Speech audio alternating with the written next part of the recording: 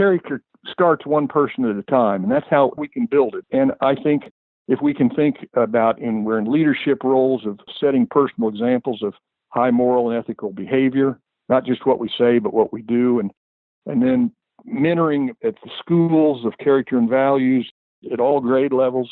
And of course, I think Hollywood could help by not glamorizing some bad behavior, bad character. But finally, of course, just parents doing their job of transferring good character traits to the children. So I think we all have a role in building the character one person at a time.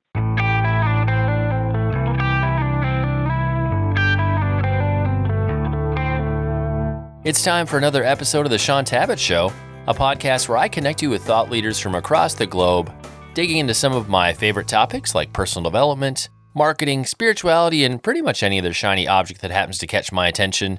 Today, my special guest is Ed Douglas, and we're going to be discussing his book, 25 Truths, Life Principles of the Happiest and Most Successful Among Us. Ed, it's a great honor. Welcome to the show. Well, Shaun, I'm really pleased that you're talking to me today. I'm just really excited to be here. Thank you very much. Well, Ed, I know that you are going to be new to many of my listeners, so I'd like to start our conversation off today with what we might call the Ed Douglas origin story. So, like me, a lot of the folks listening are meeting you for the very first time. So tell us a few things that we need to know about you. Well, sure, Shaun. Well, I was born in St. Joseph, Missouri. I went to school at Northwest Missouri State in Maryville, moved to Chillicothe, Missouri, where I live out of college, which actually is a separate story is the home of sliced bread. I'm kind of the head of that committee. And I was a banker for 32 years, last 20 of which I was president, chairman, and CEO of a billion-dollar bank, and I'm still on the board and chairman emeritus. I have currently a certified financial planning practice, do some bank consulting. I'm presiding commissioner of our county, actually, and I was a volunteer tennis coach for 19 seasons. I'm a member of the 50 States Marathon Club. The most important thing of all, I should tell you, is my wife of 42 years, Marla, who's my greatest asset, and we have 3 wonderful kids and 4 grandchildren. And actually, my church, my middle son is our pastor. So that's a little bit about me. Well, thank you for that, Ed. Now that we know a little bit about you, let's get into the story behind the book. I'd love to hear a little bit about what set you down the path of writing 25 Truths. I had written a couple of finance books.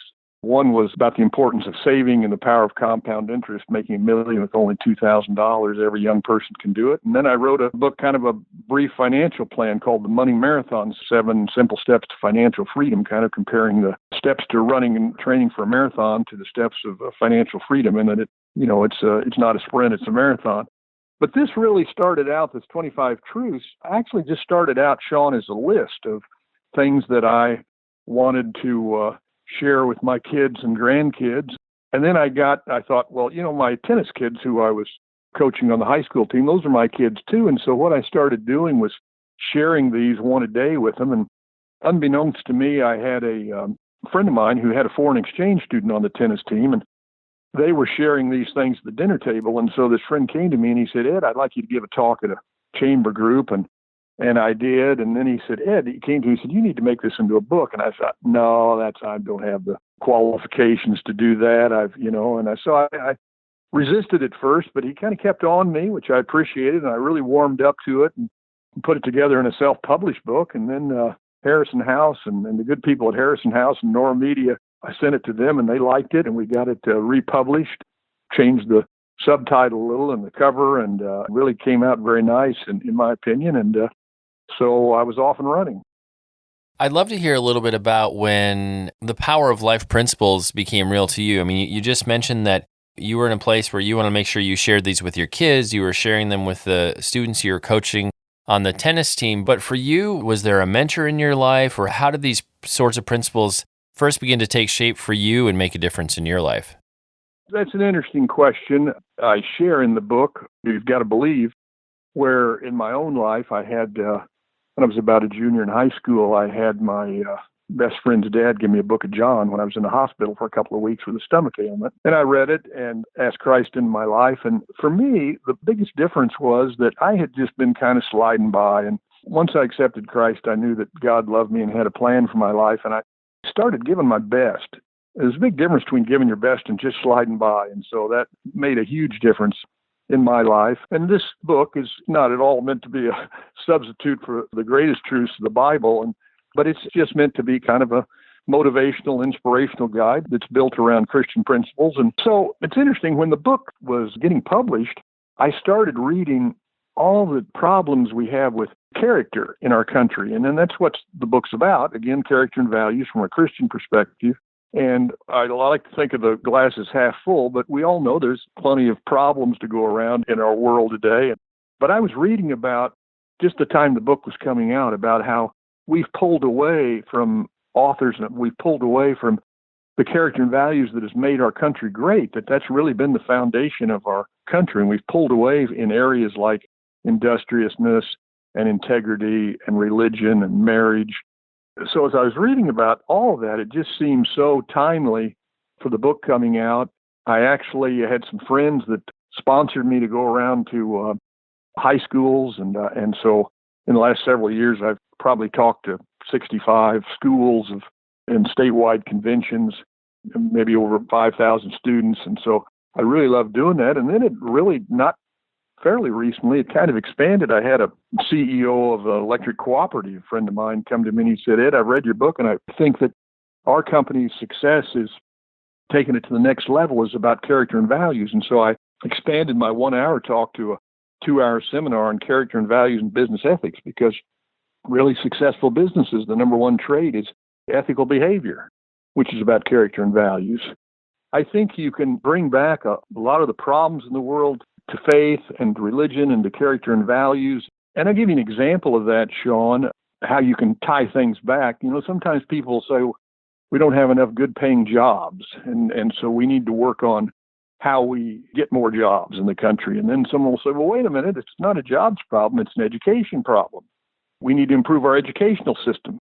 But then if you take that back farther, we know that because of broken homes and things like that there are many young children that are totally unprepared for school. And when they get into school, in that case, sometimes they're nearly doomed to failure. And so those children that are coming from broken homes that have insufficient learning and stimulation and parenting necessary for success, really the underlying cause is kind of a character issue, because character would require unselfishly putting the children first and giving the children the love and nurturing and parental attention necessary for them to succeed. So I can tie a lot of things back to character. And so that's how I got into the book and some of the talks. And that's kind of my own little personal ministry, I'd say.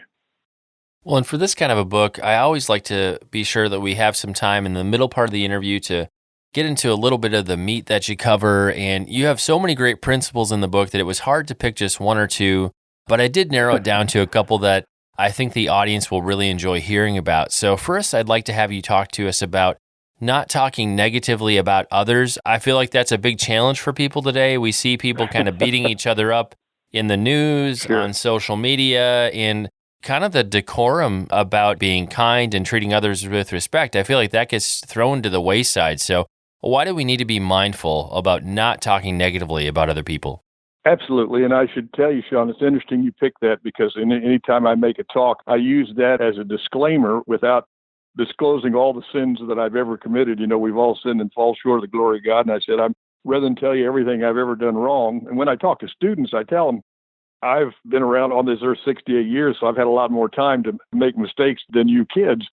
But this one I'll talk about because none of us are perfect, and it's not about being perfect. It's about trying to get better and working to get better. And so what I tell people in my disclaimer is, have I ever talked negative about people? Yeah.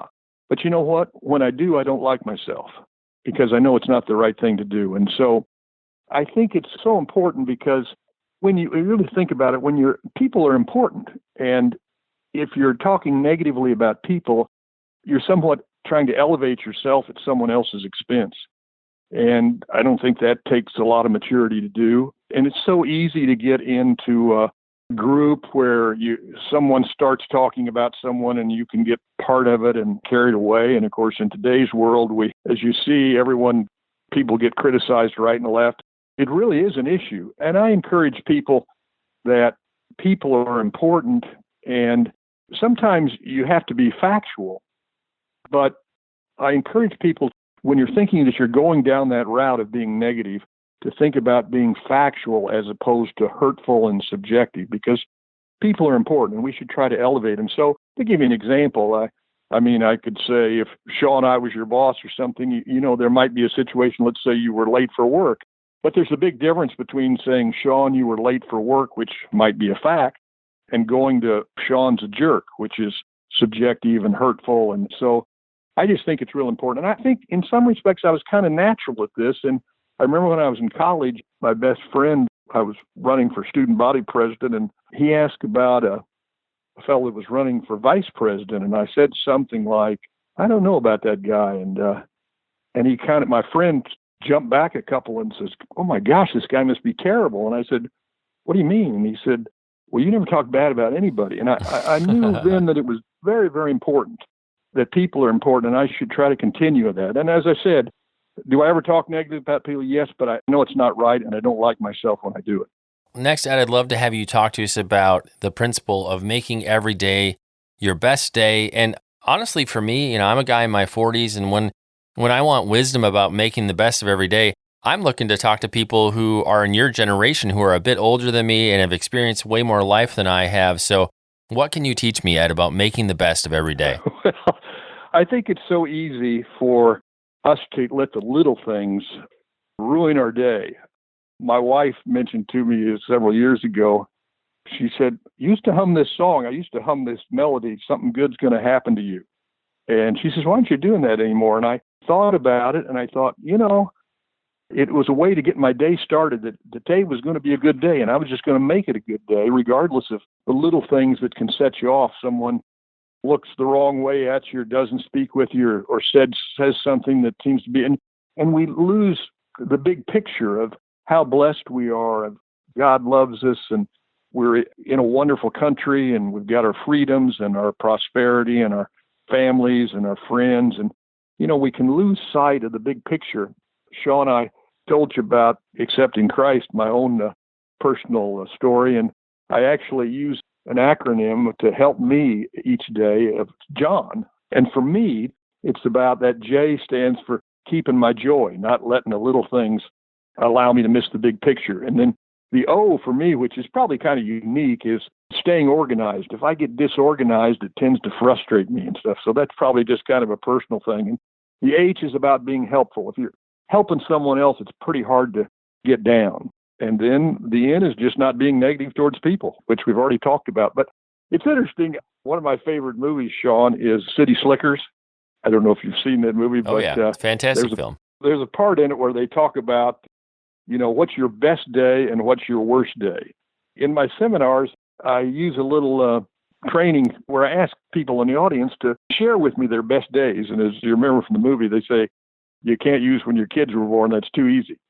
But anyway, I get some real interesting responses. I know I had one person who was the CEO of a hospital, and he said, my best day was when I got fired from the bank and that he was working at. And I said, why was that? And he said, because that led to me getting my lifelong job of heading this hospital group. And I had another person that told me that his best day was he was on a beach with his wife. He took a picture of his wife, and there was a rainbow over it. And that day, his wife had just been told that she was cancer-free. It's really interesting to hear what your best day is. But it's all about just not letting the little things steal our joy. I think that's an important concept. Well, Ed, thanks for giving us a preview of some of the types of material we're going to encounter in the chapters of the book. I wanted to make sure we make mention of this special section you have at the close of each chapter. There's a section titled Workshop. I would love to have you just share a little bit about how have you seen that used in small groups and discussion groups. They're short chapters, but man, you've got a lot of meaty questions and opportunities to think and interact with the content we just read. So tell us about that. It's designed such that, as you said, and I think this is especially important for kids and young adults and things, because they may not want to have the attention span to read through a whole book, but since there's several pages at a time and then questions after it, it's really designed for a parent to share with his children, a teacher to share with his or her students, and a coach to share with the student athletes. And I've even had, on my website, there's about 90 or 100 reviews by homeschoolers. Really, the thought is that the book can serve as a guide. And as you know, in the book, I share some of my own experiences on each one of these 25 truths, but I actually encourage whether it's a parent or a teacher, to put in their own experiences as it relates to that particular truth. And I think that's even the most effective. So that's how I see it being used. In terms of the journey of the reader, when they get to the last page of 25 Truths, if they have heard one message, one core idea loud and clear from their time spent with the book, what do you most hope that is? I'll give you a couple of things, Shaun. I have to tell you, when Harrison House and Nori Media were republishing the book, they called me and they said, "We're publishing it tomorrow. Is there any truths you've forgotten?" I said, "No, 25 Truths is just right."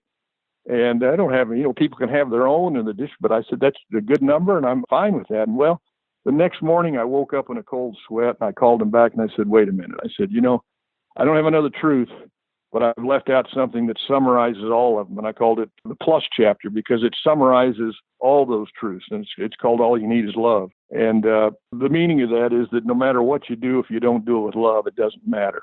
And as we know, God is love. And I think the things that around that time that really got me to not miss that out is my first grandchild was born in London, and I got to see how much my son and daughter-in-law loved that little girl, and I knew how much we did, and it just reminds you how much God loves us and how much we're supposed to love others. And also, just nearly within a month of that, we'd been at a wedding in Tulsa.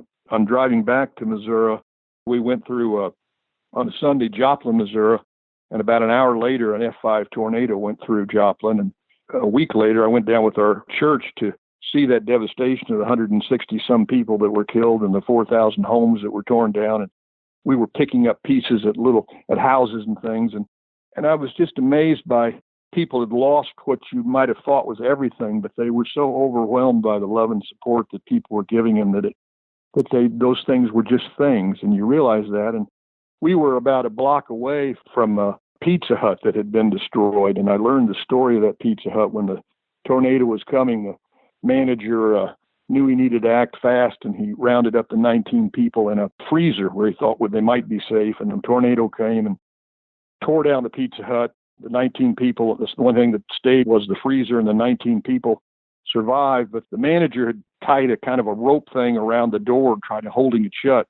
And although the 19 people in the restaurant survived, he was sucked up in and lost his life. And we know that no greater love is this than when a man lay down his life for a friend. So those are the two things that inspired me. But I really think that to really answer your question of what to leave with people in the book is that, I think the character starts one person at a time, and that's how we can build it. And I think if we can think about we're in leadership roles of setting personal examples of high moral and ethical behavior, not just what we say, but what we do. And then mentoring at the schools of character and values at all grade levels. And of course, I think Hollywood could help by not glamorizing some bad behavior, bad character. But finally, of course, just parents doing their job of transferring good character traits to the children. So I think we all have a role in building the character one person at a time. Ed, for the listeners who'd like to connect with you, find out more about the book, where can they do that on the web? Well, I have a website. It's just eddouglas.com, EDDOUGLAS, eddouglas.com, where you can get my books and find out about seminars and certainly the 25 Truths one. And then I have actually a Facebook page, where they could like. It's 25 Truths with Ed Douglas, building character one person at a time. Get on my website, and if anyone has an interest in a seminar or whatever, I'm interested in that too. And so just, again, as I said, this is kind of my personal little ministry, and I enjoy doing it. It's just lots of fun to talk to students and to talk to people and try to, where we share together to improve together. So I just really have been blessed with that opportunity, and really pleased, Shaun, that you've had me on the show to be able to talk about it. Well, like we do with every episode, we'll have detailed links in the show notes, places where you can connect with Ed and pick up your own copy of the book. It's time to bring this episode of the Shaun Tabatt Show to a close. Many thanks for being a part of my conversation with Ed Douglas. Once again, our book today was 25 Truths, Life Principles of the Happiest and Most Successful Among Us. To connect with Ed and find out more, a great place to start is his website. Once again, you can find that at eddouglas.com. And Ed, I just want to say thanks so much for sharing with us today. It's been a great pleasure and an honor to have you on the show. Well, my pleasure and honor too, Shaun. Thank you very much.